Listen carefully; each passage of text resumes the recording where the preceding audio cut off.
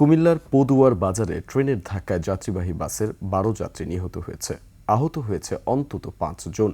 নিহতদের মধ্যে ৭ জন পুরুষ, ২ জন শিশু ও ৩ জন নারী। মৃতের সংখ্যা আরও বাড়তে পারে বলে আশঙ্কা করা হচ্ছে। দুর্ঘটনার পর থেকে বন্ধ ঢাকা চট্টগ্রাম রেল যোগাযোগ। এদিকে ফেনীতে বাস, অ্যাম্বুলেন্স ও মোটর সাইকেলের ত্রিমুখী সংঘর্ষে মারা গেছে ৩ জন। কুমিল্লা প্রতিনিধি হুমায়ুন কবির রনির তথ্য ও ভিডিওতে রিপোর্ট। শিয়া বাটার ও ভিটামিন সমৃদ্ধ লিলি বিউটি সোপ, তারুণ্যময় উজ্জ্বল ত্বকের জন্য। ভোররাতে ঢাকা চট্টগ্রাম রেলপথের কুমিল্লা সদর দক্ষিণ উপজেলার পদুয়ার বাজার বিশ্ব রোডে এই দুর্ঘটনা।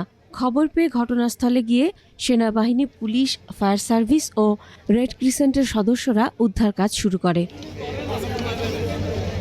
প্রত্যক্ষদর্শী ও ফায়ার সার্ভিস জানায়, রাত ৩টায় চট্টগ্রাম থেকে ঢাকাগামী ওয়ান আপ ট্রেন কুমিল্লার পদুয়ার বাজার বিশ্ব রোড অতিক্রম করার সময় চাঁপাইনবাবগঞ্জ থেকে নোয়াখালীগামী মামুন স্পেশাল নামে একটি বাস লেভেল ক্রসিং পার হচ্ছিল। চলন্ত ট্রেনের ধাক্কায় ট্রেনের ইঞ্জিনের সাথে বাসটি আটকে যায়। আটকে থাকা বাসটিকে প্রায় ১ কিলোমিটার টেনে নিয়ে যায় ট্রেনটি। এতে বাসটি দুমড়ে মুচড়ে যায়। পাতারে যাওয়ার অবস্থা এই জায়গার থেকে সামনে মেয়ে লাগে গেছে।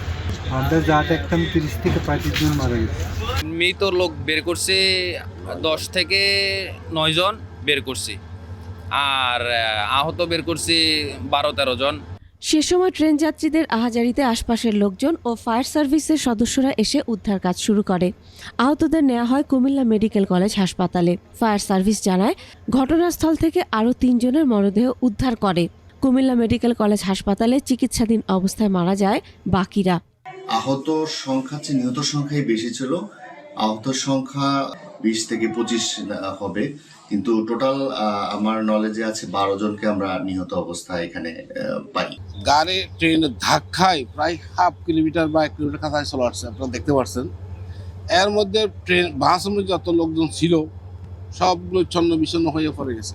সর্বাত্মক চেষ্টা করি আহত যারা তাদেরকে হাসপাতালে পাঠানোর জন্য, সেই সাথে যারা নিহত হয়েছে তাদেরকেও উদ্ধার করার জন্য। দুর্ঘটনার পর বন্ধ হয়ে যায় ঢাকা চট্টগ্রাম রেল যোগাযোগ। মাসুমা লিসা, ডেস্ক রিপোর্ট, ২১শে টেলিভিশন।